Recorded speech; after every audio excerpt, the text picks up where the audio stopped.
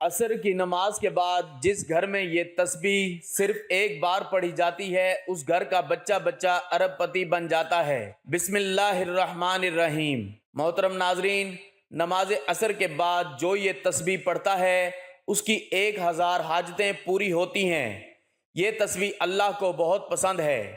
محترم ناظرین، اگر آپ اللہ تعالیٰ کی ذات پر بھروسہ کرتے ہوئے یہ وظیفہ اور یہ تسبیح پڑھیں گے تو انشاءاللہ آپ کے گھر کا بچہ بچہ ارب پتی بن جائے گا، اور آپ کو اللہ تعالیٰ وہاں سے رزق عطا کرے گا کہ آپ کے وہم و گمان میں بھی نہیں ہوگا۔ اللہ تعالیٰ پر توکل یعنی بھروسہ کرنا انبیاء کرام علیہ السلام کے طریقے کے ساتھ اللہ تعالیٰ کا حکم بھی ہے۔ قرآن و حدیث میں توکل علی اللہ کا بار بار حکم دیا گیا ہے۔ صرف قرآن کریم میں 7 مرتبہ وَعَلَى اللَّهِ فَلْيَتَوَكَّلِ الْمُؤْمِنُونَ فرما کر مومنوں کو صرف اللہ تعالیٰ پر توکل کرنے کی تاکید کی گئی ہے، یعنی حکم خداوندی ہے کہ اللہ پر ایمان لانے والوں کو صرف اللہ ہی کی ذات پر بھروسہ کرنا چاہیے۔ آئیے سب سے قبل توکل کے معنی سمجھیں۔ توکل کا لفظی معنی کسی معاملہ میں کسی ذات پر اعتماد کرنا ہے، یعنی اپنی عاجزی کا اظہار اور دوسرے پر اعتماد اور بھروسہ کرنا توکل کہلاتا ہے۔ اس یقین کے ساتھ اسباب اختیار کرنا کہ دنیاوی و اخروی تمام معاملات میں نفع و نقصان کی مالک صرف اور صرف اللہ تعالیٰ کی ذات ہے۔ اس کے حکم کے بغیر کوئی پتا درخت سے نہیں گر سکتا۔ ہر چھوٹی بڑی چیز اپنے وجود اور بقا کے لیے اللہ کی محتاج ہے۔ غرض یہ کہ خالق کائنات کی ذات باری پر مکمل اعتماد کر کے دنیاوی اسباب اختیار کرنا توکل علی اللہ ہے۔ اگر کوئی شخص بیمار ہو جائے تو اسے مرض سے شفا یابی کے لیے دوا کا استعمال تو کرنا ہے، لیکن اس یقین کے ساتھ کہ جب تک اللہ تعالیٰ شفا نہیں دے گا دوا اثر نہیں کر سکتی۔ یعنی دنیاوی اسباب کو اختیار کرنا توکل کے خلاف نہیں، بلکہ اللہ تعالیٰ کا نظام یہی ہے کہ بندہ دنیاوی اسباب اختیار کر کے کام کی انجام دہی کے لیے اللہ تعالیٰ کی ذات پر پورا بھروسہ کرے، یعنی یہ یقین رکھے کہ جب تک حکم خداوندی نہیں ہوگا اسباب اختیار کرنے کے باوجود شفا نہیں مل سکتی۔ حضرت انس بن مالک رضی اللہ تعالیٰ عنہ فرماتے ہیں کہ ایک شخص نے رسول اللہ صلی اللہ علیہ وآلہ وسلم سے پوچھا، کیا اونٹنی کو باندھ کر توکل کروں یا بغیر باندھے؟ آپ صلی اللہ علیہ وآلہ وسلم نے فرمایا، باندھو اور اللہ پر بھروسہ کرو۔ حضرت عبداللہ بن عباس رضی اللہ عنہما فرماتے ہیں کہ اہل یمن بغیر ساز و سامان کے حج کرنے کے لیے آتے اور کہتے کہ اللہ پر توکل کرتے ہیں، اور کہتے کہ ہم اللہ پر توکل کرتے ہیں، لیکن جب مکہ مکرمہ پہنچتے تو لوگوں سے سوال کرنا شروع کر دیتے۔ چنانچہ اللہ تعالیٰ نے قرآن کی سورۃ البقرہ میں آیت 198 نازل فرمائی کہ حج کے سفر میں زاد راہ ساتھ لے جایا کرو۔ جو بھی اسباب مہیا ہوں انہیں اس یقین کے ساتھ اختیار کرنا چاہیے کہ کرنے والی ذات صرف اور صرف اللہ تعالیٰ کی ہے۔ حضرت ایوب علیہ السلام نے جب اپنی طویل بیماری کے بعد اللہ تعالیٰ سے شفا یابی کے لیے دعا فرمائی تو اللہ تعالیٰ نے حضرت ایوب علیہ السلام کو حکم دیا کہ وہ اپنے پیر کو زمین پر ماریں۔ اب غور کرنے کی بات ہے کہ کیا ایک شخص کا زمین پر پیر مارنا اس کی 20 سال کی بیماری کی شفا یابی کا علاج ہے؟ نہیں، لیکن انہوں نے اللہ کے حکم سے یہ کمزور سبب اختیار کیا جس کے ذریعے اللہ تعالیٰ نے اپنی قدرت سے ان کے زمین پر پیر مارنے سے پانی کا ایسا چشمہ جاری کر دیا جس سے غسل کرنے پر حضرت ایوب علیہ السلام کی 20 سال کے بدن کی متعدد بیماریاں ختم ہو گئیں۔ حضرت ایوب علیہ السلام کے اس واقعے کی تفصیلات کے لیے سورۃ الانبیاء آیت نمبر 83 اور 84 اور سورۃ صاد آیت نمبر 21 سے 22 کی تفسیر کا مطالعہ کریں۔ حضرت ایوب علیہ السلام کے اس واقعے سے ہمیں متعدد سبق ملے۔ 2 اہم سبق یہ ہیں۔ پہلا سبق یہ ہے کہ اللہ تعالیٰ اپنے ارادہ سے بھی حضرت ایوب علیہ السلام کو شفا دے سکتے تھے، مگر دنیا کے دارالاسباب ہونے کی وجہ سے حضرت ایوب علیہ السلام کو حکم دیا کہ وہ کچھ حرکت کریں، یعنی کم از کم اپنے پیر کو زمین پر ماریں۔ دوسرا سبق یہ ہے کہ جو بھی اسباب مہیا ہوں ان کو اس یقین کے ساتھ اختیار کرنا چاہیے کہ اللہ تعالیٰ کی قدرت اور حکم سے کمزور اسباب کے باوجود کسی بڑی سے بڑی چیز کا بھی وجود ہو سکتا ہے۔ حضرت مریم علیہ السلام نے جب اللہ کے حکم سے بغیر باپ کے حضرت عیسیٰ علیہ السلام کو جنا تو ان کے لیے حکم خداوندی ہوا کہ کھجور کے تنے کو ہلائیں، یعنی حرکت دیں۔ اس سے جب پکی ہوئی تازہ کھجوریں جھڑی تو ان کو کھائیں۔ اللہ تعالیٰ اپنی قدرت سے حضرت مریم علیہ السلام کو بغیر کسی سبب کے بھی کھجور کھلا سکتے تھے، لیکن دنیا کے دارالاسباب ہونے کی وجہ سے حکم ہوا کہ کھجور کے تنے کو اپنی طرف ہلاؤ۔ چنانچہ حضرت مریم علیہ السلام نے حکم خداوندی کی تعمیل میں کھجور کے تنے کو حرکت دی۔ کھجور کا تنا اتنا مضبوط ہوتا ہے کہ چند طاقتور مرد بھی اسے آسانی سے نہیں ہلا سکتے، لیکن صنف نازک نے اس کمزور سبب کو اختیار کیا تو اللہ تعالیٰ نے اپنے حکم سے سوکھے ہوئے کھجور کے درخت سے حضرت مریم علیہ السلام کے لیے تازہ کھجوریں یعنی غذا کا انتظام کر دیا۔ اس واقعے سے معلوم ہوا کہ جو بھی اسباب مہیا ہوں اللہ پر توکل کر کے انہیں اختیار کرنا چاہیے۔ اسباب تو ہمیں اختیار کرنے چاہیے، لیکن ہمارا بھروسہ اللہ کی ذات پر ہونا چاہیے کہ وہ اسباب کے بغیر بھی چیز کو وجود میں لا سکتا ہے، اور اسباب کی موجودگی کے باوجود اس کے حکم کے بغیر کوئی بھی چیز وجود میں نہیں آ سکتی۔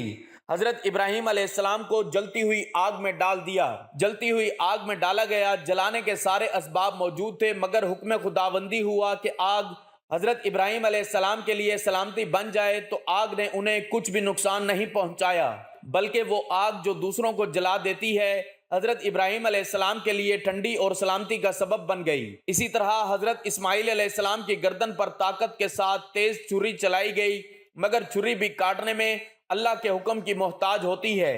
اللہ نے اس چھری کو حضرت اسماعیل علیہ السلام کی گردن کو نہ کاٹنے کا حکم دے دیا تھا، لہٰذا کاٹنے کے اسباب کی موجودگی کے باوجود چھری حضرت اسماعیل علیہ السلام کی گردن نہیں کاٹ سکی۔ ناظرین، ہمیں بھی ہر حال میں اللہ تعالیٰ پر توکل کرنا چاہیے کہ بے شک ہم محنت کریں گے اور اللہ تعالیٰ اس کا صلہ ضرور دے گا۔ اللہ تعالیٰ رزق کے اسباب پیدا کر دے گا، ہم محنت کریں گے تو رزق ہمارے نصیب میں لکھ دیا جائے گا۔ ناظرین، نماز اللہ پاک کی خوشنودی کا سبب ہے۔ اللہ پاک کے آخری نبی صلی اللہ علیہ وآلہ وسلم کی آنکھوں کی ٹھنڈک ہے اور انبیاء کرام علیہ السلام کی سنت ہے۔ نماز جہنم کے عذاب سے بچاتی ہے، نماز نیکیوں کے پلڑے کو وزنی بنا دیتی ہے۔ نماز کا وقت پر ادا کرنا تمام اعمال سے افضل ہے، اور نمازی کے لیے سب سے بڑی نعمت یہ ہے کہ اسے بروز قیامت اللہ پاک کا دیدار ہوگا۔ ایمان لانے کے بعد اسلام کا اہم ترین رکن نماز ہے۔ اللہ پاک نے ہم پر نماز فرض کر کے احسان فرمایا ہے۔ نماز کی فضیلت اس قدر ہے کہ اسے دین کا ستون قرار دیا گیا ہے۔ یہ کتنی پیاری عبادت ہے، بیماریوں سے بچاتی ہے، روزی میں برکت کا ذریعہ ہے، اور عذاب قبر سے بچانے کے ساتھ ساتھ اندھیری قبر کا چراغ بھی ہے۔ قرآن پاک میں اللہ پاک نے سورۃ مؤمنون میں ایمان والوں کے اوصاف بیان کرتے ہوئے ارشاد فرمایا، قد افلح المؤمنون الذین هم فی صلاتهم خاشعون۔ ترجمہ، بے شک ایمان والے کامیاب ہو گئے جو اپنی نماز میں خشوع و خضوع کرنے والے ہیں۔ نماز عذاب سے بچاتی ہے، قیامت کی دھوپ میں سایہ ہے، پل صراط کے لیے آسانی ہے۔ نماز جنت کی کنجی ہے اور جہنم کے عذاب سے بچاتی ہے، اس سے رحمت نازل ہوتی ہے۔ اللہ پاک بروز قیامت نمازی سے راضی ہوگا، نماز سے گناہ معاف ہوتے ہیں، دعاؤں کی قبولیت کا سبب ہے، بیماریوں سے بچاتی ہے، اس سے بدن کو راحت ملتی ہے۔ نماز سے روزی میں برکت ہوتی ہے، بے حیائی اور برے کاموں سے بچاتی ہے، یہ شیطان کو ناپسند ہے۔ قبر کے اندھیرے میں تنہائی کی ساتھی ہے، نیکیوں کے پلڑے کو وزنی بنا دیتی ہے۔ مومن کی معراج نماز کا وقت پر ادا کرنا تمام اعمال سے افضل ہے۔ نماز دین کے قوانین میں سے ایک قانون ہے، پروردگار کی رضا و خوشنودی نماز میں ہے۔ نماز انبیاء علیہ السلام کا راستہ ہے، نمازی محبوب ملائکہ ہے، نماز ہدایت، ایمان اور نور ہے۔ نماز روزی میں برکت، بدن کی راحت، شیطان کی ناپسندی اور کفار کے مقابلے میں اسلحہ ہے۔ نماز دعا کی اجابت اور اعمال کی قبولیت کا ذریعہ ہے۔ نماز نمازی اور ملک الموت کے درمیان شفیع ہے۔ نماز قبر میں انسان کی مونس، اس کا بستر اور منکر و نکیر کا جواب ہے۔ نماز قیامت کے دن نمازی کے سر کا تاج، چہرے کا نور، بدن کا لباس اور آتش جہنم کے مقابلے میں سپر ہے۔ نماز پل صراط کا پروانہ، جنت کی کنجی، حوروں کا مہر اور جنت کی قیمت ہے۔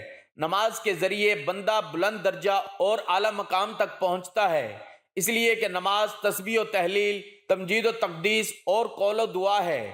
نماز کے بہت سے فائدے اور اثرات ہیں جو نمازی کی دنیاوی اور اخروی زندگی میں نمایاں ہوتے ہیں۔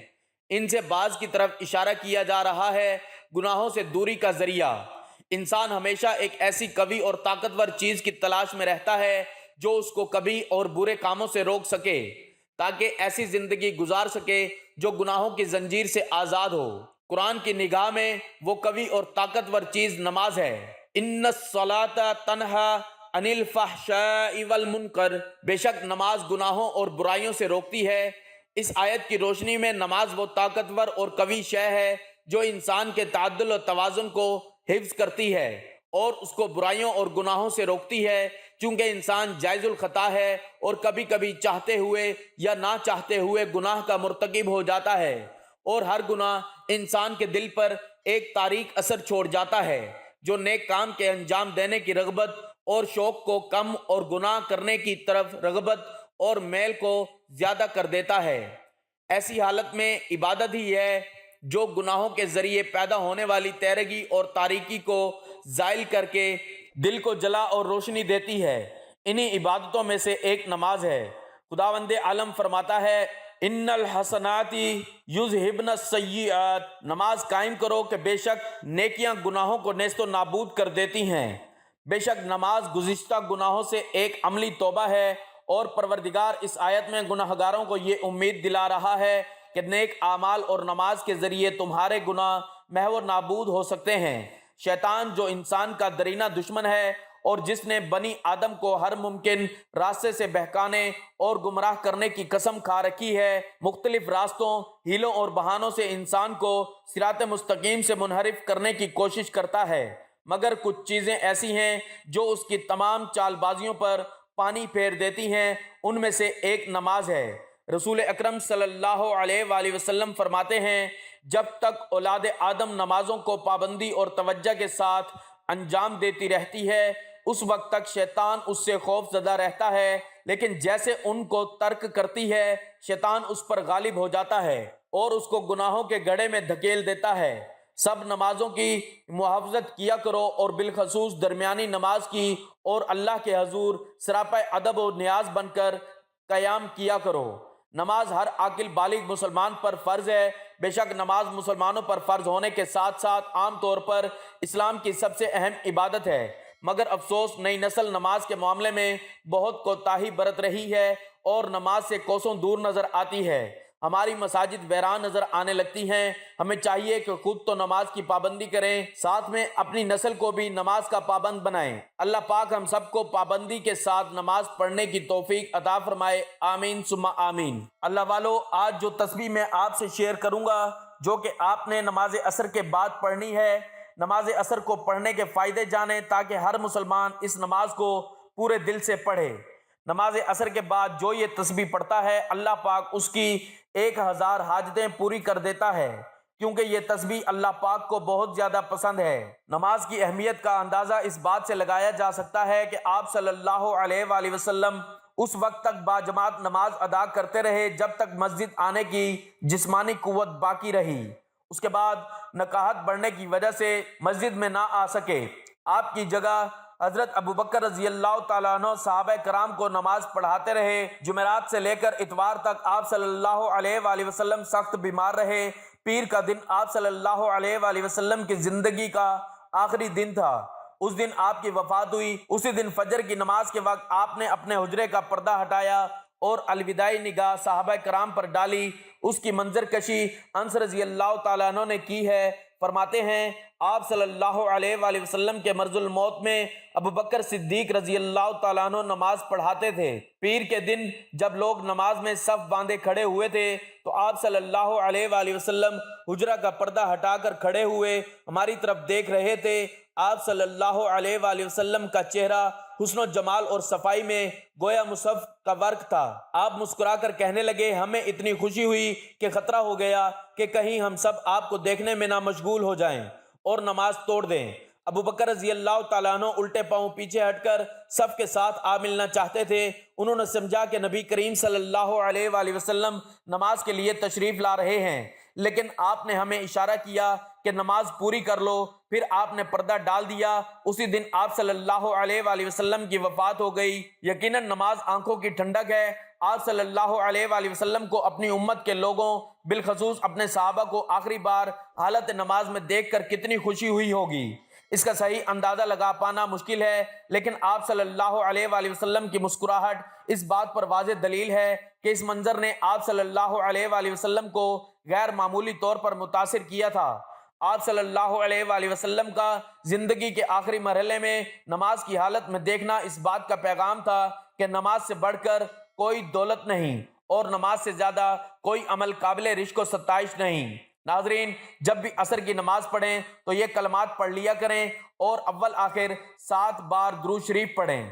ایک بار میرے ساتھ بھی درود پاک پڑھ لیں۔ اللہم صلی علی محمد وعلی آل محمد کما صلیت علی ابراہیم وعلی آل ابراہیم انک حمید مجید۔ اللہم بارک علی محمد وعلی آل محمد کما بارکت علی ابراہیم وعلی آل ابراہیم انک حمید مجید۔ درود و سلام اللہ تعالیٰ کی ان بابرکت نعمتوں میں سے ہے جو اپنے دامن میں بے پناہ فیوز و برکات سمیٹے ہوئے ہے۔ یہ ایسی لازوال دولت ہے کہ جسے مل جائے اس کے دین و دنیا سنور جاتے ہیں۔ درود و سلام محبوب خدا صلی اللہ علیہ وآلہ وسلم کی تعریف، اللہ تعالیٰ کی رحمت کا خزانہ، گناہوں کا کفارہ، بلندی درجات کا زینہ، قرب خداوندی کا آئینہ، خیر و برکت کا سفینہ ہے۔ مجلس کی زینت، تنگ دستی کا علاج، جنت میں لے جانے والا عمل، دل کی طہارت، بلاؤں کا تریاق، روح کی مسرت، روحانی پریشانیوں کا علاج، غربت و افلاس کا حل، دوزخ سے نجات کا ذریعہ اور شفاعت کی کنجی ہے۔ احادیث مبارکہ میں درود و سلام بے شمار فضائل و برکات کا ذکر ملتا ہے، جن میں سے چند ایک درج ذیل ہیں۔ درود و سلام قرب مصطفیٰ صلی اللہ علیہ وآلہ وسلم کا ذریعہ ہے۔ حضور نبی اکرم صلی اللہ علیہ وآلہ وسلم کی ذات گرامی سے والہانہ عقیدت و محبت جزو ایمان ہے، اس کے بغیر ایمان کی تکمیل نہیں ہوتی۔ درود و سلام پڑھنا محبت رسول صلی اللہ علیہ وآلہ وسلم کی دلیل ہے۔ کثرت سے درود و سلام پڑھنے والے کو روز قیامت قرب رسول صلی اللہ علیہ وآلہ وسلم کی نعمت سے فیض یاب کیا جائے گا۔ حضرت عبداللہ بن مسعود رضی اللہ تعالیٰ عنہ فرماتے ہیں کہ حضور نبی اکرم صلی اللہ علیہ وآلہ وسلم نے فرمایا، قیامت کے روز لوگوں میں سے میرے سب سے زیادہ قریب وہ ہوگا جو اس دنیا میں کثرت سے مجھ پر درود بھیجتا ہے۔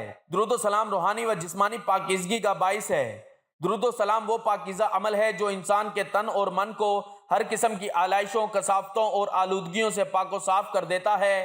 حضرت ابو ہریرہ رضی اللہ تعالیٰ عنہ سے مروی ہے کہ حضور نبی اکرم صلی اللہ علیہ وآلہ وسلم نے ارشاد فرمایا، مجھ پر درود پڑھا کرو، بلا شبہ مجھ پر تمہارا درود پڑھنا تمہارے لیے روحانی و جسمانی پاکیزگی کا باعث ہے۔ درود و سلام شرف زیارت مصطفیٰ صلی اللہ علیہ وآلہ وسلم کا وسیلہ ہے۔ درود و سلام کی سب سے بڑی فضیلت اور خصوصیت یہ ہے کہ کثرت سے درود و سلام پڑھنے والے کو خواب یا حالت بیداری میں حضور نبی اکرم صلی اللہ علیہ وآلہ وسلم کی زیارت نصیب ہوتی ہے۔ حضور نبی اکرم صلی اللہ علیہ وآلہ وسلم کی زیارت بہت بڑی سعادت ہے جو ہر ایک کو میسر نہیں آتی، بلکہ خال خال ہی کسی کو نصیب ہوتی ہے۔ حضرت ابن عباس رضی اللہ تعالیٰ عنہ سے مروی ہے کہ حضور نبی اکرم صلی اللہ علیہ وآلہ وسلم نے فرمایا، جو مومن جمعہ کی رات 2 رکعت اس طرح پڑھے کہ ہر رکعت میں 25 مرتبہ قل هو اللہ احد سورۃ فاتحہ کے بعد پڑھے، پھر 1000 مرتبہ یہ درود پڑھے، اللہم صلی علی محمد النبی الامی، تو آنے والے جمعہ سے پہلے خواب میں میری زیارت کرے گا۔ جو میری زیارت کرے گا اللہ تعالیٰ اس کے گناہ معاف فرما دے گا۔ تو ناظرین، درود پاک پڑھنے کے بعد آپ نے یہ آیت پڑھنی ہے، لا الہ الا اللہ العظیم الحلیم، لا الہ الا اللہ رب العرش العظیم، لا الہ الا اللہ رب السماوات ورب الارض ورب العرش الکریم۔ ترجمہ: اس اللہ کے علاوہ کوئی معبود نہیں ہے جو بڑا عظیم اور بردبار ہے، اس اللہ کے علاوہ کوئی معبود نہیں ہے جو عرش عظیم کا مالک ہے، اس اللہ کے علاوہ کوئی معبود نہیں جو زمین و آسمان اور عرش کریم کا رب ہے۔ حضرت عبداللہ بن عباس رضی اللہ عنہما سے روایت ہے کہ رسول اللہ صلی اللہ علیہ وآلہ وسلم پریشانی کے وقت یہ دعا پڑھا کرتے تھے، لا الہ الا اللہ العظیم الحلیم، لا الہ الا اللہ رب العرش العظیم، لا الہ الا اللہ رب السماوات ورب العرش الکریم۔ اللہ کے سوا کوئی معبود برحق نہیں جو عظمت والا اور بردبار ہے، اللہ کے سوا کوئی معبود برحق نہیں جو عرش عظیم کا مالک ہے، اللہ کے سوا کوئی معبود برحق نہیں جو آسمان و زمین اور عرش کریم کا رب ہے۔ یہ حدیث اس بات پر دلالت کرتی ہے کہ پریشانی اور غم صرف اللہ کی ذات دور کرتی ہے۔